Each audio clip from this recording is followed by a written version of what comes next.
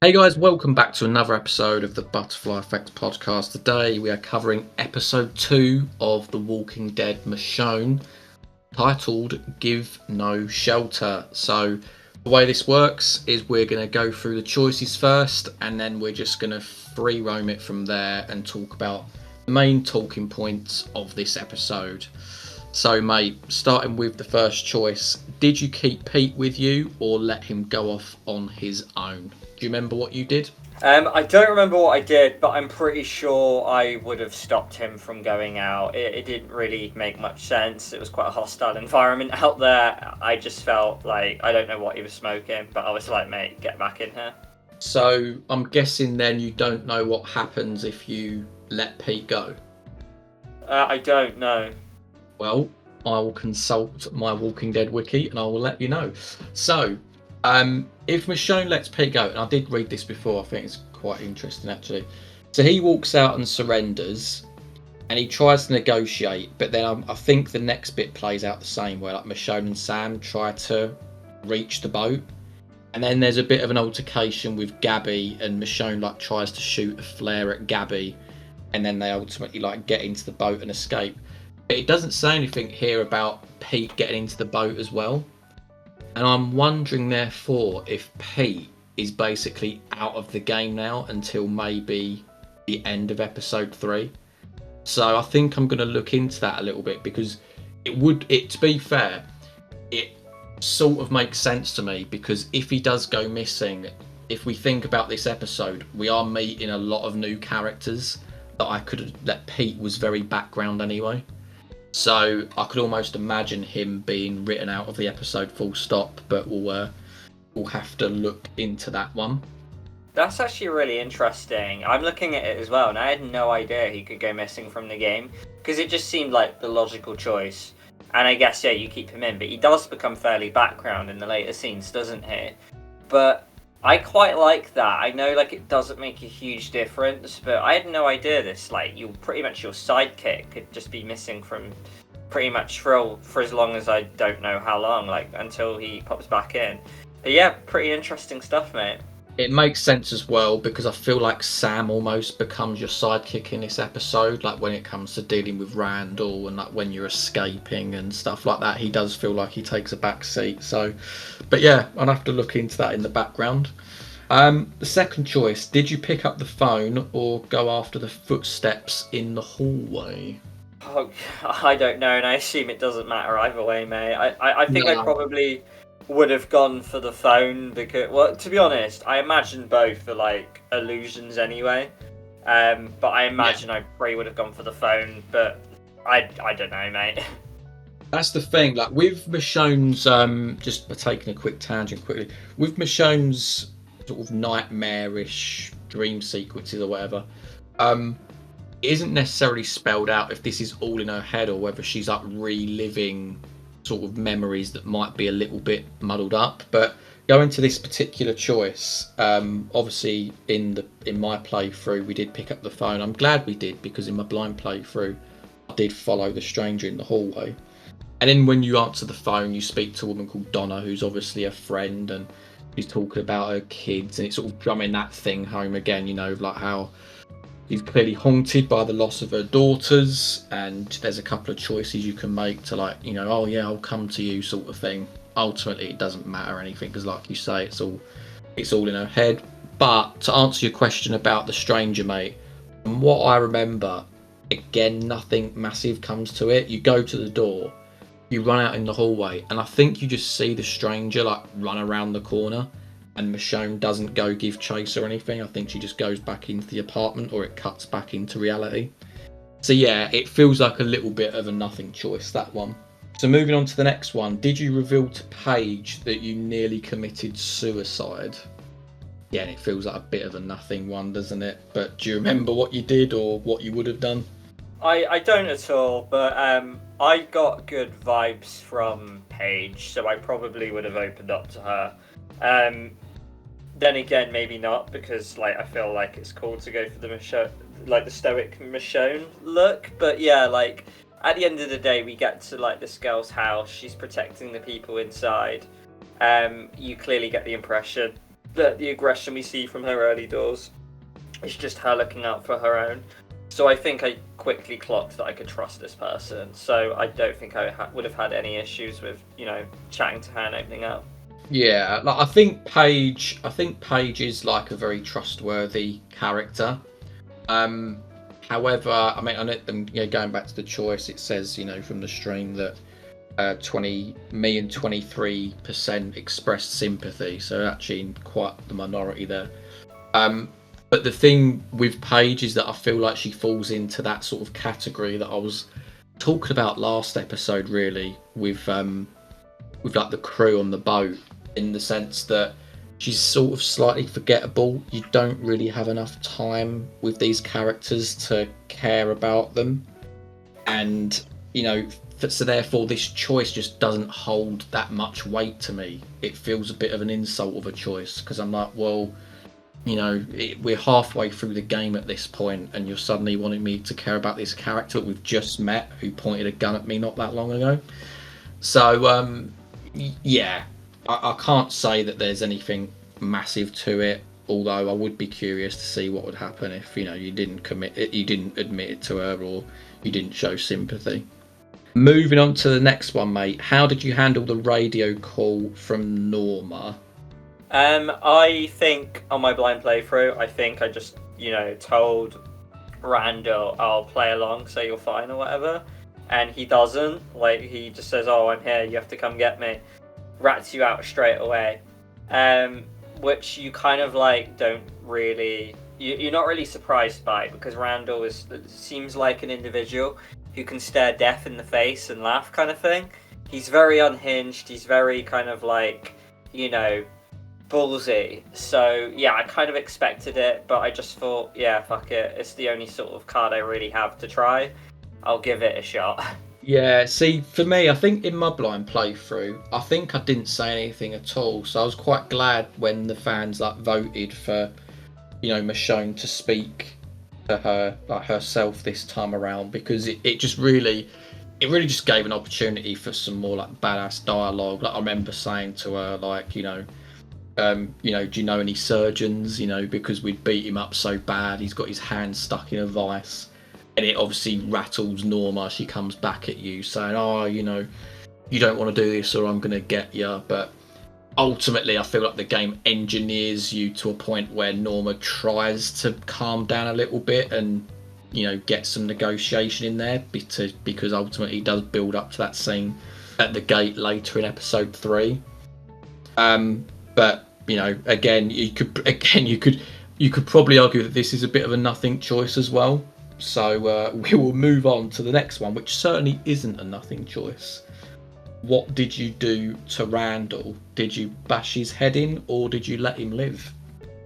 I think I let him live, because you do get the impression that you're against an army and you're, with a family. It certainly feels like you're the underdogs here, and I felt we needed any sort of resource we had. And I felt having Randall as a bargaining chip was the right move, or the right route to go down. Especially considering that, our backs were to the wall, and him laughing at us, almost taunting you to kill him, felt like that's what he wanted from us. So I actively wanted to go against that as well. So out of these 5 final choices, I would certainly say that 3 of them are nothing choices. This one definitely has merit to it, but as we'll explore in the next episode, you could also argue maybe it doesn't either, though. But I certainly let him live on my blind playthrough.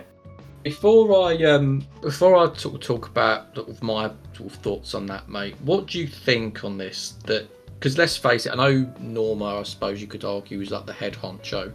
I guess Randall really is the villain in this piece. He's certainly the one that gets his hands dirty anyway. What do you make of him being killed off at the end of episode 2? In what I'd probably say is a similar move of Carver getting killed off early in The Walking Dead season 2. Yeah, it's an odd one. And I get the Michonne game is quite small. That you pretty much need to have some kind of like drama, like something big go down in episode 2. I feel episode 2 would have been significantly worse. Like it would have been like an absolute dire, really like laughing stock if they didn't add something mammoth at the end to kind of like, you know, bring it up, because you could argue it's the weakest of the 3 episodes, right? Yeah. But yeah, it is a shame because, you know, Mr. Jefferson line deliveries, I do quite like him as a character. And I will elaborate on it more in the next episode when we do talk about his fate, and if he does live the role he will play in the next episode. I certainly do think it was too soon, but I do agree from a writing perspective, they probably had to do something, right? Yeah, because when you look at episode 2, I mean, you know, it starts off very strong, and then I feel like a lot of episode 2 is you just sort of talking to people, wandering around the house. So they needed that cliffhanger to really gear people up for episode 3. But as far as what I did in my blind playthrough, I think I did kill him. I completely understand the logic of, you know, that's sort of what he wanted. He's trying to rile you up, taunt you. He's speaking to you about your daughters. He's saying, oh, it doesn't matter because you're screwed, whatever happens. And I just thought, yeah, you're a piece of shit. I'm gonna kill you. So that's what I did in my blind playthrough. But so therefore, you know, like some other choices in this one, it was good to see the opposite. You know, you get to keep him alive, and I think it probably potentially pays dividends coming to the end game, judging by how many people stayed alive in my version of events in this current playthrough. So I'll have to look into that and see if that does hold true. So there, mate, are the choices. Episode 2, is there anywhere you wanted to start? Any points you wanted to bring up? So I guess I mentioned it in the first episode, but I was pretty vocal about the fact that I felt like we left Monroe a little bit too early. I know a lot of Telltale Walking Dead, location-wise, does take, you know, part in like dialogues walking through forests. I mean, it's similar to the TV show as well, I guess. And then the big part of it will end up at this house, and we'll talk about the house more in the next episode as well, because it's very prevalent in episode 3. But yeah, like, I know it's quite a small game, but it feels like we're in less locations. It feels very compact, as we mentioned. The mansion does seem like a really cool spot. I like the design of it, but I don't know about you, I was a little frustrated that it feels restricted, like we can't walk around it like we maybe could in, say, like Walking Dead Season 1, Episode 4, where we're in the big mansion there, where Clementine's around there, you know? So, like, I don't know, do you feel a little bit underwhelmed by this big house and feel like maybe we should have stayed in Monroe a bit longer as well? Oh, yeah, 100%. I mean, like I said in the last one, I feel like Monroe should have been really pushed towards the end of the game. You know, I think it would have been better, you know, to go to the mansion and then go to Monroe, because it feels like a little bit of a downgrade, weirdly, going to a mansion after being at like a boat scrapyard place. Yeah, it just felt quite restricted. I can't remember if it was this episode or the next episode. It may well be the next episode, but it was actually quite refreshing how at one point you did get to walk around the rooms, because it feels like you are right, it's so restricted whatever environment you go in, and that just adds on top of the short runtime as well, that you don't feel like you've achieved that much when you do like these episode playthroughs. So I totally get your point there. But one thing I will praise this episode for, mate, and I'm sure you'll agree with me on this, is that there are some pretty neat deaths in this one, isn't there? And there's one in particular I'm going to bring up first, albeit I do find it a little bit BS how far away the guards are before you attack him as Michonne. He's got a gun, you've not. He would clearly hear you, like there's nobody else around, but we're going to skip over that. But the flare gun kill, mate, I would probably, it's one of my favourite kills in all of The Walking Dead, I'd say. I agree. I think, you know, one thing this episode can keep its chin up for is that it probably has 2 of the top 3 kills of this game, right? And that flare one's certainly up there. It's really like gnarly the way that you see it just shot in, and then the light stays kind of in its mouth, and it has that really cool effect. And then you see the guy die, and almost instantly zombify. You almost argue maybe too quickly, and he's almost like a zombie with the flare in his mouth at one point. I think that's the case anyway. It certainly looks like it. I just almost wish this kill was on maybe say like a Randall or a Norma rather than some random guard, because the kill was just that worthy of giving it to like a final boss almost.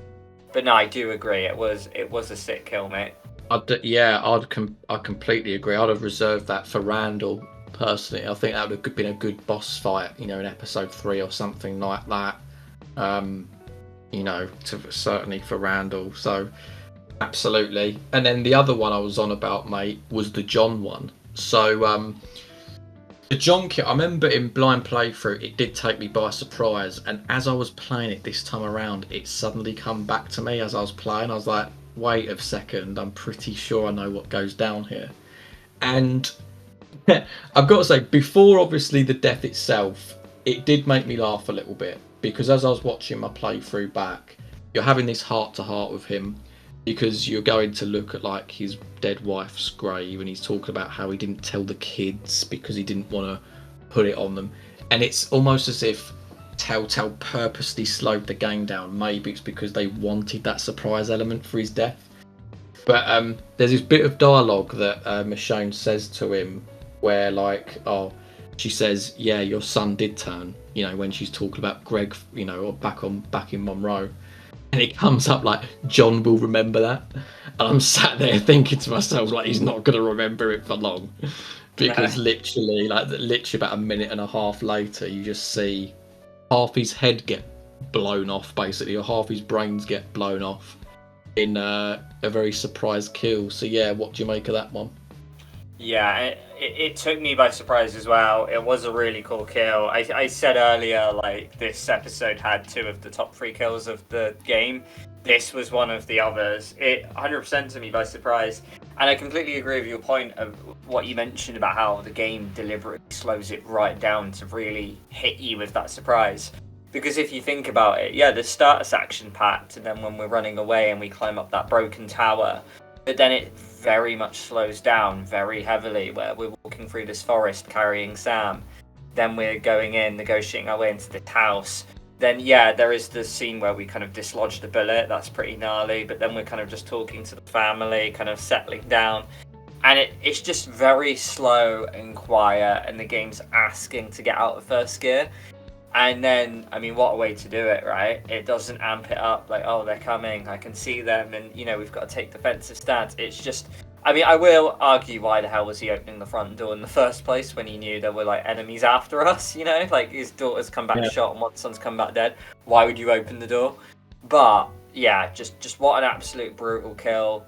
And, yeah, you got to feel sorry for the kids that are already mourning Greg, and now they've got to mourn their dad as well. And the fact, like, why is the gate not shut properly as well? Like, the fact that they could then just storm in afterwards, enough so that they could peek through and see his head in the first place. But again, I think a lot, with these games, you've almost got to take your rational hat off, and because if you do that, you'd see so many flaws in these things.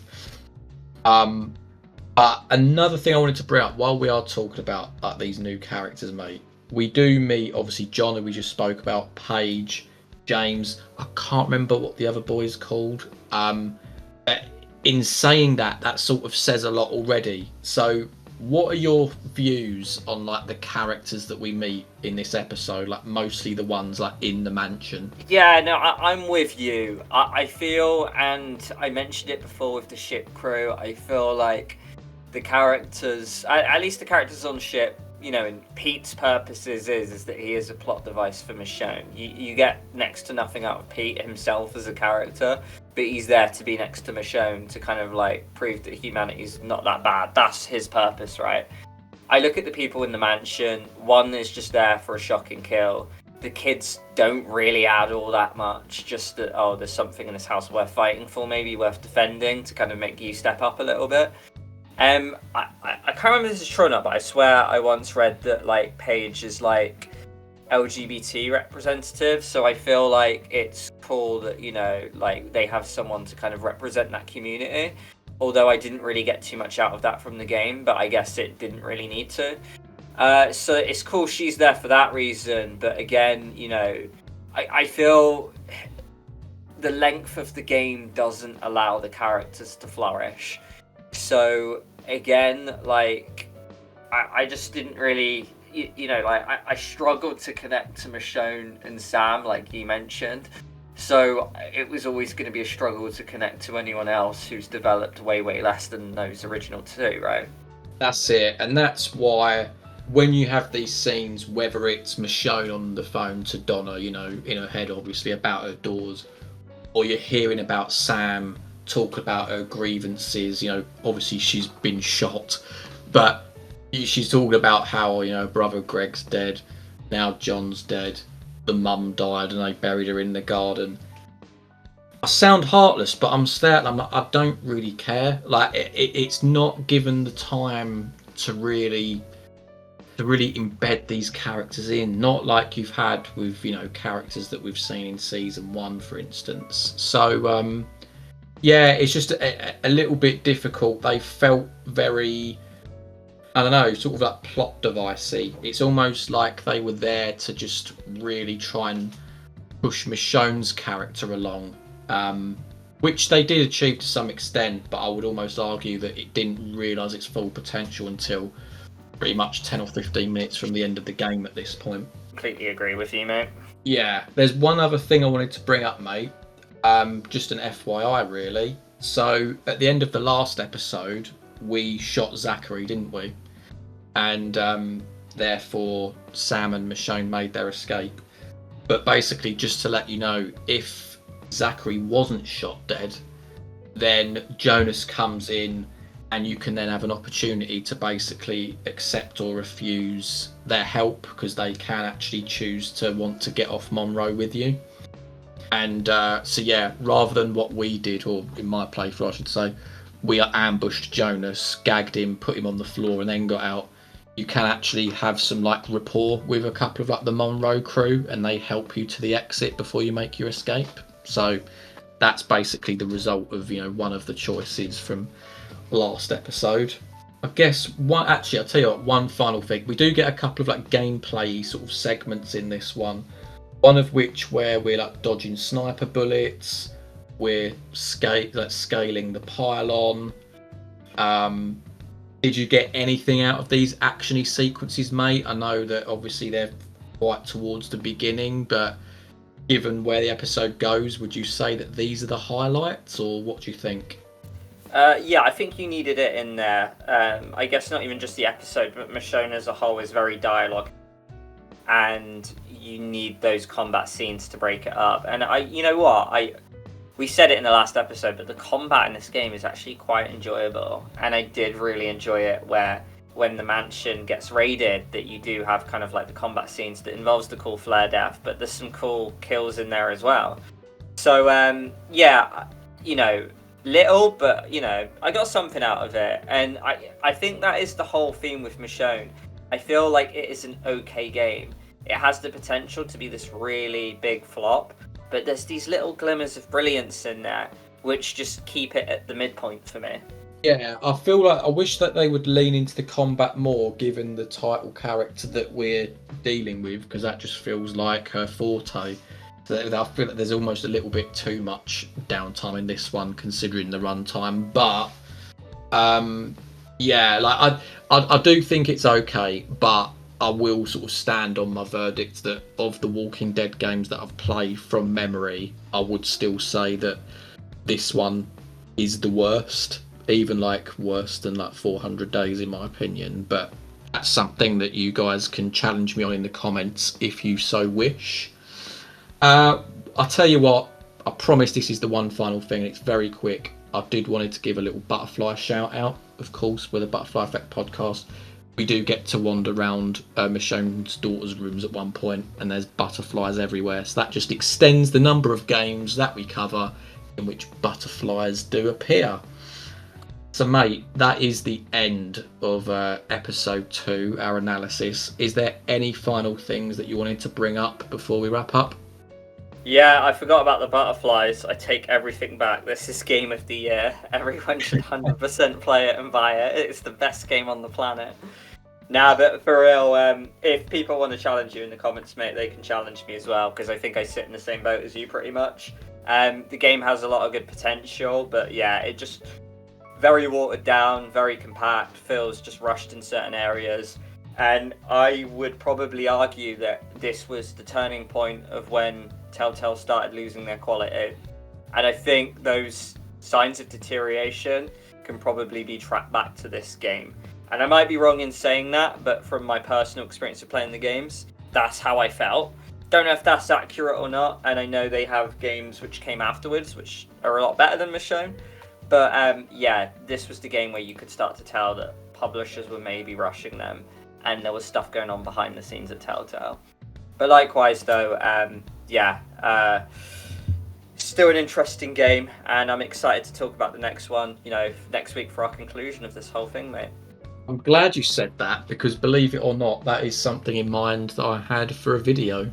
Is Michonne the start of Telltale's downfall? So there we go. Maybe we've struck on something there. But yeah, guys, thank you for watching. Let us know what your choices were in the comments below, and if you've got any tidbits that we would like to know, then please do share them as well. Like Liam said, we've got the finale next Sunday. And if you're a fan of Walking Dead series and Telltale and choice-based games in general, and stick around on the channel. See you later, guys.